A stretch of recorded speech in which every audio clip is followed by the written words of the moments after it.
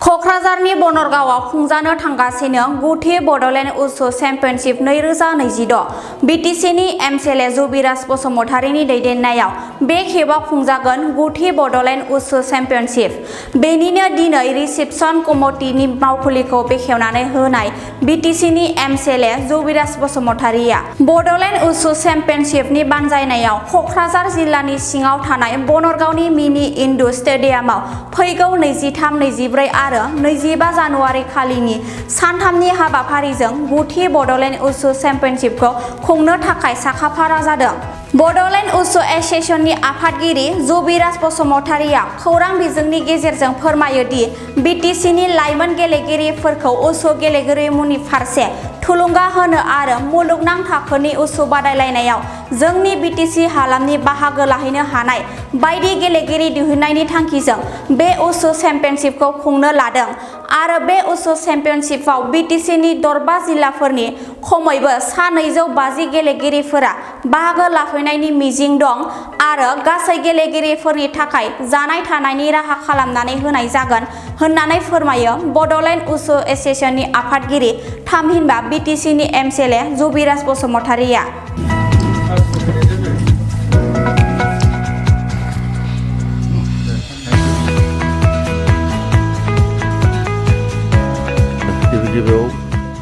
Good morning to everybody and नोंथांमोननि चेनेलखौ आं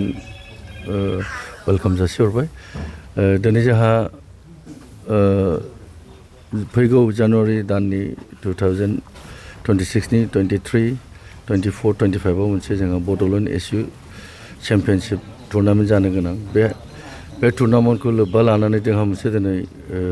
reception committee जाफुंसारनो हाबाय आरो बे रिसेपसन कमिटियानो जाहैबाय जोंनिनो मानगोनां सुशान्त सरकारा बिथांखौ जों चेयारमेन गायसननो हाबाय आरो बेजों लोगोसे गोबांथार दालाइसा कमिटिफोरखौ जों दिनै फुल फ्लेजै दाफुंलांनो हाबाय।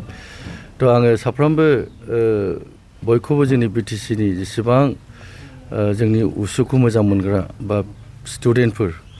बयखौबो जोंनि नैबे क'क्राझार जिल्लानि सिङाव थानाय बनरगामि गामियाव जे टुर्नामेन्टआ जानो गोनां बाहाय बयखौबो आं वेलकाम खालामो आरो आं बिथांमोनखौ लिंहरो जाहाथे जोंनाव फैनानै मोनफ्रोमबो जिल्लानिफ्राय फैनानै जोंनि टुर्नामेन्टखौ जाफुंसार खालामफैयो आरो जाहा दिनै कमिटिया साखाफारा जाखाबाय, रेडि जाखाबाय टुर्नामेन्टखौ जों सालायनो थाखाय। गतिके जोंहा फैगौ जिहेतु जानो गोनां 2023-24-25 बाहाय जोङो मोजाङै मोजां जोङो खुंफुंसारनो हागोन। मानो होनबा जोङो कमिटिखौ गोख्रोङैनो जों दाफुंसारनो हाबाय। जोंहा बाहाय जोंहा साननांगौ गैला। जिहेतु जोङो आवगायनिफ्रायनो जोङो खेलखौ सालायबोबाय थागासिनो दंखायो। गतिके जेब्लायबो जोङो 2026 आव जोङो बे बड'लेण्ड एसु चेम्पियनशिपखौ जोङो बिटिसि जानानै जोङो जाफुंसार बा साक्सेसफुल खालामलांनो हागोन आंहा आसा दं आरो बेखौनो आं बयखौबो ओनसोलनि रायजो राजाखौ आं खावलायो जाहाथे बिथांमोना बे जोंनि सानथाम हाबाफारिखौ फैनानै जोंनि उसुखौ मोजाङै नायफैयो बा उत्साह होफैयो जाहाथे जों भबिष्यतआव जोंनि बिटिसि बासिनि जेसेबां स्टुडेन्टफोर दङ जोङो नेसनेल बा इन्टारनेसनेल प्लेयार खालामहरनो हायो। आं बेखौ मिजिं थिनानै आं दिनै बड'लेण्ड उसु एस'सिएशननि आफादगिरि जानानै गोदान बोसोरनि बयखौबो आङो शुभेच्छा जासिनानै हेपि निउ इयार जासिनानै आं बयखौबो वेलकाम खालामबाय जाहाथे जोंनो जानो गोनां प्रग्रामखौ साक्सेसफुल खालामफैनो थाखाय। जोङो कमप्लिटलि एकमडेसन प्लास थानाय फुडिं एन्ड जेसेबां स्पर्ट्सआव जोंनो मा फेसिलिटि नांगौ जों बिथांमोननो प्रभाइड खालामगोन जाहाथे जोङो बिथांमोननो मोनसेबो जोङो थानायनि जानायनिखौ जों खहा खालामा। जोंनि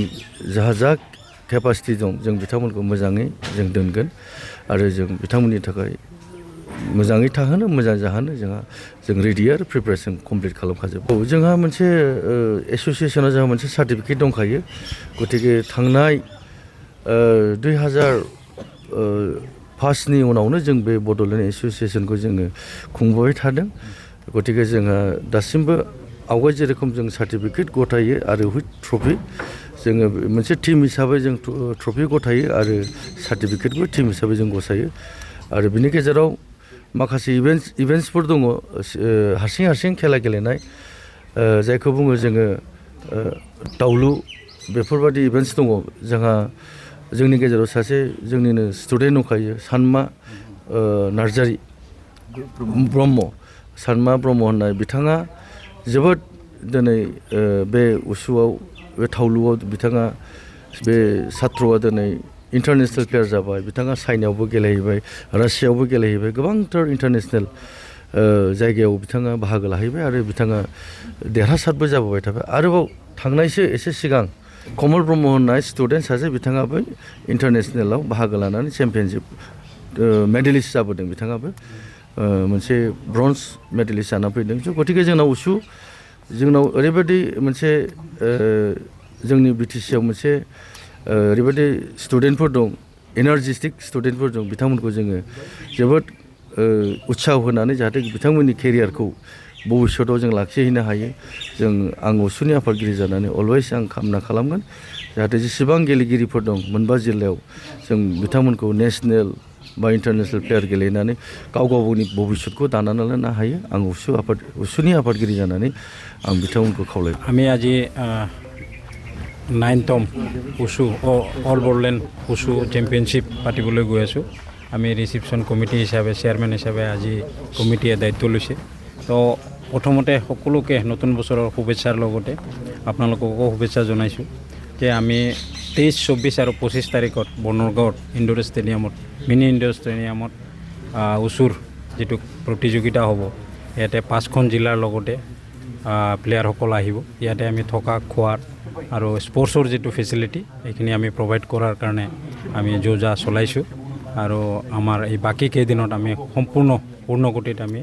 বাকী কামখিনি সম্পূৰ্ণ কৰিব পাৰিম আৰু আমাৰ যিটো 9তম উষু চেম্পিয়নশ্বিপ হ'ব ইয়াতে আমি সুন্দৰকৈ আমি পৰিচালনা কৰিব পাৰিম বুলি আশা কৰিছোঁ আমি এটা